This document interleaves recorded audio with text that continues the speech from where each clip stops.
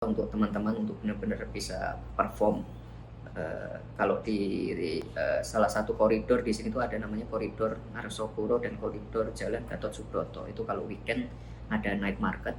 Jadi orang-orang selain UMKM ya, kita punya juga teman-teman anak-anak muda yang mungkin bisa break dance, bisa dance K-pop, ada juga pantomim, ada anak-anak muda yang bikin mural, bikin misalnya handicraft, semuanya handmade. Jadi memang kita sediakan tempat khusus untuk satu koridor khusus untuk anak-anak mendisplay barang-barangnya, dan barang-barangnya nggak boleh barang-barang misalnya dari reseller ya, itu harus barang-barang yang dia bikin sendiri, dan di situ bukan hanya menjual tapi juga jadi tempat untuk workshop.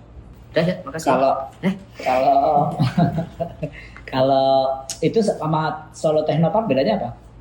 Kalau yang tadi sama Solo Technopark bedanya apa? Kalau Technopark nanti harapannya ke depan ini sih bisa kerjasama juga dengan SMK, PLK komunitas. Yang jelas di situ ada pelatihan. Sekali lagi pelatihan yang bisa menjawab tantangan zaman sekarang ya, pelatihan las bawah air, pelatihan cyber security, pelatihan pembuatan gaming, ada juga inkubasi UMKM, lalu pelatihan pertambangan dari SKK Migas. Itu. Kalau dalam konteks pembiayaan, apa yang dilakukan kalau di Technopark? Pembiayaan apa nih? Akses permodalan. Akses permodalan ya, sekali lagi kalau misalnya UMKM ya ada inkubasi, otomatis ketika masa-masa inkubasi kan kita dampingi ya, mulai dari A sampai Z, mulai dari packaging, branding, marketing online-nya kita dampingi. Ketika barangnya udah benar-benar ready untuk dilempar ke market, otomatis kita harus menyediakan akses pembiayaan. Misalnya kalau di sini kan ada Bank Jateng yang memang menyediakan program khusus startup. Jadi kita buat startup yang memang belum punya aset biar bisa bankable. Jadi mereka bisa mengakses permodalan tanpa agunan. Itu yang paling penting. Apakah itu yang mendasari makanya muncul kredit startup dan lainnya? Ya karena ini kan udah jalan, otomatis harus kita nasionalkan programnya. Termasuk dana abadi pesantren kan sebenarnya di Solo ada perdanya. Perda hibah pesantren namanya sih. Itulah makanya timbul dana abadi pesantren. Iya. Wujudnya nanti bentar Mas, kayak gitu menyombongkan enggak ya? Ya enggak. Takutnya ntar enggak. Gimana? Enggak usah. Dihapus saja ya. Ada perdanya. Kita bikin perdanya dana hibah pesantren namanya. Iya.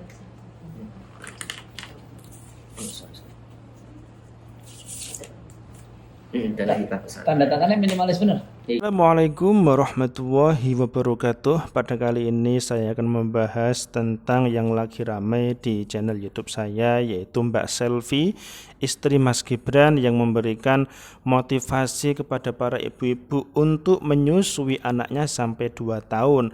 Ada yang bilang, ya sudah pastilah wong namanya ibu-ibu pasti akan menyusui 2 tahun.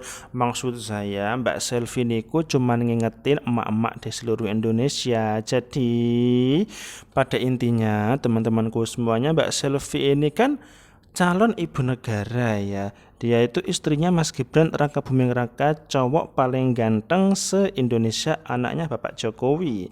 Nah, bukan urusan emak-emak ya untuk nyinyir atau mungkin menyerang Mbak Selvi. Kasihan Mbak Selvi itu tidak salah apa-apa teman-temanku semuanya. Dia hanya ikut dengan Mas Gibran yang kampanye ke sana kemari. Dia itu istri yang baik, selain cantik, istri yang baik, pintar masak kayak istri saya. Saya juga tiap malam minum susu seperti yang yang digalakkan atau yang seperti yang programnya Pak Prabowo dan Mas Gibran ini, bahwa susu gratis untuk anak-anak sekolah dan makan gratis. Susu gratis itu sangat penting teman-teman, karena tanpa adanya susu Indonesia, masa depan anak Indonesia itu akan kurang maksimal. Karena dengan susu anak-anak menjadi pintar dan bapak-bapak menjadi lebih bersemangat untuk kerja setiap hari. Karena dengan adanya susu, kok malah bahas susu. Ini bahas tentang Mbak Selvi ya teman-teman semuanya. Oke, sekali lagi Mbak Selvi ikut kampanye dengan Mas Gibran itu sudah bagus. Karena apa? Seperti yang saya tahu, ya mohon maaf kalau ini saya salah dikoreksi, Pak Prabowo itu kan ya mohon maaf ya, mau dikatakan duda ya, mau bagaimana lagi. Tapi kan suatu saat Mbak Selvi ini akan menjadi ibu negara karena Mas Gibran ini menjadi wakil presiden kalau jadi loh ya.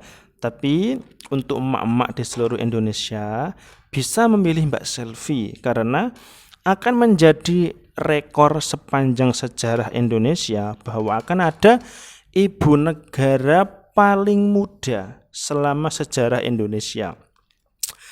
Mas Gibran dan Mbak Selvi adalah figur anaknya Bapak Jokowi yang akhlaknya itu santun, baik kepada masyarakat Indonesia. Sudah mau membagi-bagikan susu, bagi-bagi buku, kaos, dan lain sebagainya. Tidak ada salahnya Mbak Selvi ini ikut kampanye, program ya, memberikan penyuluhan kepada para ibu-ibu, kepada para mama. Beliau ini model ya, model sangat cantik. Dia adalah sosok istri yang taat kepada suaminya, meskipun terkadang para istri suka ngomel-ngomel kalau suaminya nggak ngasih uang atau mungkin nggak ngasih jatah dan lain sebagainya, kok malah bercerita pengalaman pribadi. Oke, intinya seperti ini Mbak Selvi, boleh-boleh saja kampanye. Ikuti saja apa yang dilakukan Mas Gibran, karena janji-janji Mas Gibran adalah janji-janji para ibu-ibu yang di seluruh Indonesia. Para emak-emak, tolong bisa memilih Mas Gibran menjadi wakil presiden Republik Indonesia. Karena visi misi Mas Gibran ini sangat bagus sekali teman-temanku semuanya yang ada di seluruh Indonesia. Program-programnya bagus, ada dana startup, dana abadi pesantren, ada lagi yaitu pencegahan stunting dengan memberikan susu makan gratis untuk anak sekolah. Nah, Mbak Selvi ikut kampanye itu juga sungguh luar biasa. Beliau kemana-mana taat dengan suaminya. Mbak Selvi ini kalau saya ramal dengan primbon Jawa ini wataknya mirip-mirip 11-12 dengan Ibu Iriana Jokowi. Mbak Selvi ini adalah sosok yang santun, rendah hati, tapi tegas. Nah, Mbak Selvi ini adalah calon ibu negara Indonesia yang akan menggantikan Ibu Iriana. Saya sangat hormat, saya sangat mengagumi keluarga dari Bapak Jokowi. Ada Mas Kaisang, ada Mas Gibran, ada yang anaknya Mas Gibran itu siapa namanya yang lucu itu? Ada apa namanya? Jan Etes, emang Etes teman orang itu ya. Saya itu suka. Ada Mas Bobi jadi wali kota Medan, ada pamannya MK yang lucu, yang brewoken. Nah, oke. Saya sangat menghormati keluarga Bapak Jokowi dan sekeluarga karena orangnya itu miduluhung, nguri-nguri lestari budaya Jawa, yaitu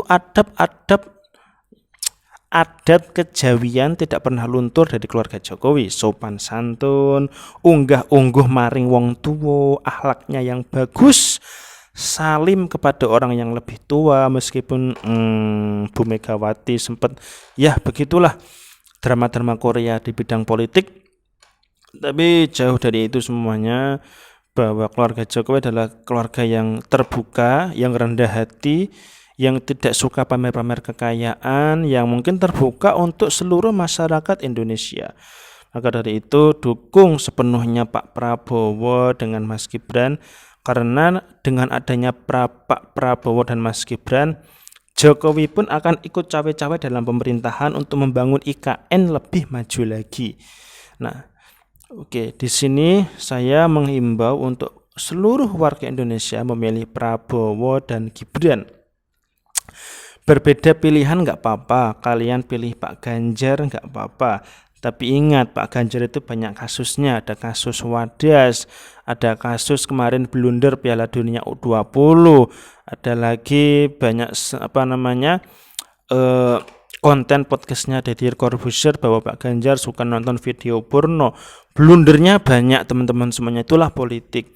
Nah, yang saya sayangkan kenapa kok calon presidennya tidak Pak Mahfud saja.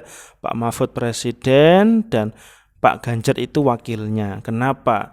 Saya lebih suka dengan Pak Mahfud karena ahli hukum. Saya yakin kalau Pak Mahfud jadi presiden, Indonesia akan bebas dari korupsi karena dia adalah sosok yang cerdas. Nah, selanjutnya saya akan menanggapi dari calon Amin, yaitu Anies Baswedan dan Caimin. Ini calon yang terlalu memaksa. Tapi nggak apa-apa, insya Allah mereka akan kalah karena ya dia hanya ikut meramaikan saja di kontestasi politik kali ini. Saya yakin pendukungnya tidak seberapa. Saya yakin pendukungnya Pak Prabowo dan Mas Gibran itu lebih banyak ya teman-teman semuanya. Karena apa? Karena mitos presiden itu selalu dari nama-nama Jawa ya, dari Soekarno, Soeharto, terus ada lagi Susilo Bambang Yudhoyono. Ada karakter OO-nya itu yang akan jadi presiden. Sekarang Prabowo, Subianto, nama-nama Jawa semua. Tapi kalau Anies Baswedan, Ganjar Pranowo, mungkin Pak Ganjar sedikit mirip-mirip ya, ada leluhur Jawa. Tapi emang fun fact ya, memang kebanyakan presiden itu dari mulai Soekarno, Soeharto, terus Susilo, Bambang Yudhoyono, ada karakter OO-nya itu, Soeharto, Soekarno, terus ada Susilo, Bambang Yudhoyono, terus ada Pak Prabowo, ada karakter OO-nya itu yang insya Allah akan jadi presiden. Nah itu kebetulan apa tidak, tapi ya menurut ramalan Jayabaya itu kosakata O atau mungkin huruf O ini sangat sakral ya. Soeharto, Soekarno, Prabowo, cocok kan? Ya insya Allah cocok saja. Ya semoga-moga akeh sing delok videoku direwangi ngeleh durung mangan masih. Oke. Cukup semanten nggih. Assalamualaikum warahmatullahi wabarakatuh.